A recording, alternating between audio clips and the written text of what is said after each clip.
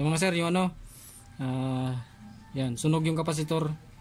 Tapos i-check ko pa tong, i-test ko pa tong dalawa kung ano, kung sunog na rin. Tsaka kung wala ng balyo. Pero ito, sigurado ko wala ng balyo yung isa, sunog na sunog na. Oh. Yan. Tapos meron pa yung kapasitor sa loob mga sir. I-check ko rin.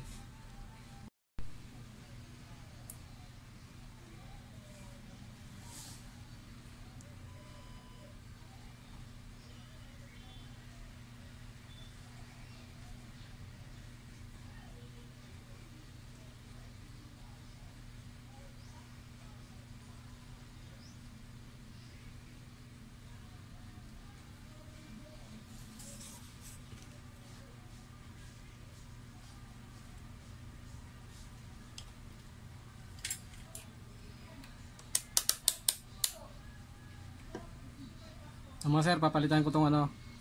Bali itong dalawang kapasitor mga sir, good pa. Itong tatlo yung papalitan ko. Ayan.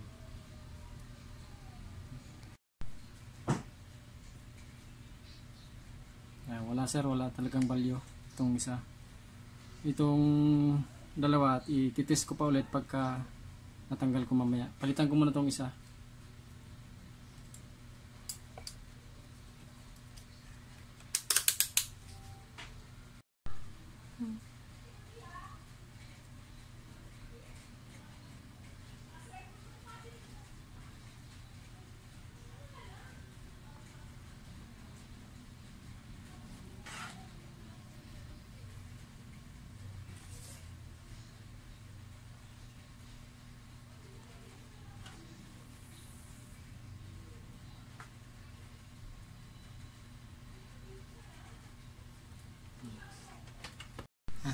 Sure.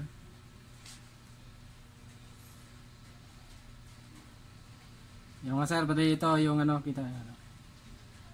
Ito yung ano, oh, wala na, natanggal na talaga. Humiwalay na pala yung ano, isang paan ng malaking kapasitor. Yung dito. Mukha lang sa hindi sunog nung hindi pa natanggal, pero sunog na pala yung ito, lobo. Sa ilalim.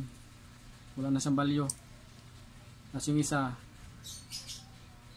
ito, may balyo pa yung isa, kaya lang nababa na rin. Yan.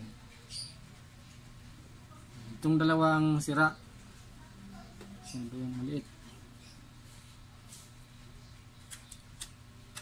Ito. Pero palitan ko na silang tatlo, pareho.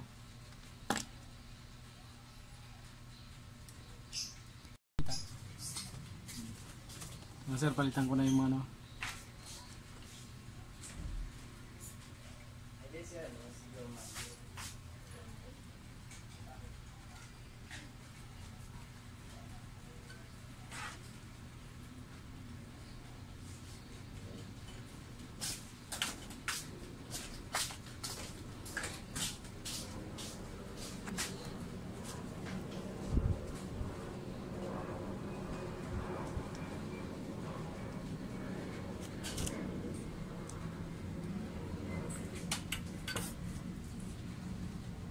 Boss, may tubig kayo inumin? Meron sir. Pabili. Alam mo magkano yan? Yung mga sir, bali ito, bago na lahat ng kapasitor. Nahinangan ko na rin ng panibago yung mga, may mga uka. Sasalpak na natin to. Para magawa ko rin yung RPM gauge naman.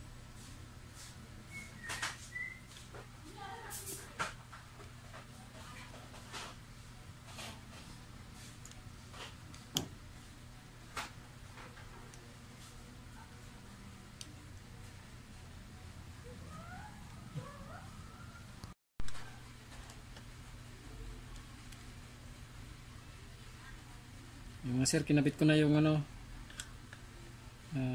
inasimbol ko na ulit yung speedometer gauge. Bali RPM gauge naman ang gagawin ko kasi parehas silang hindi nagana eh.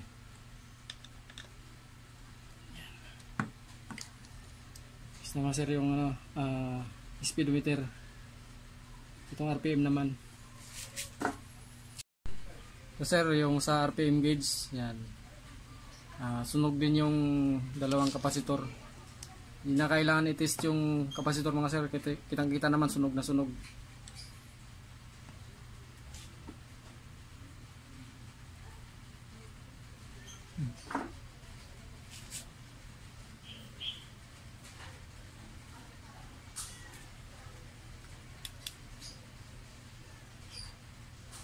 mga sir, yung sa ano, sa RPM gauge, yung kapasitor ayan, burado na. Wala nang mabasa na value. Maski itis din to, wala na rin to.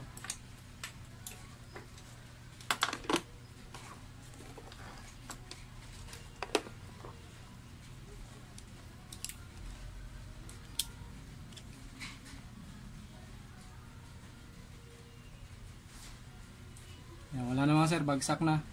Sunog na sunog eh. Bali dalawang kapasitor yan.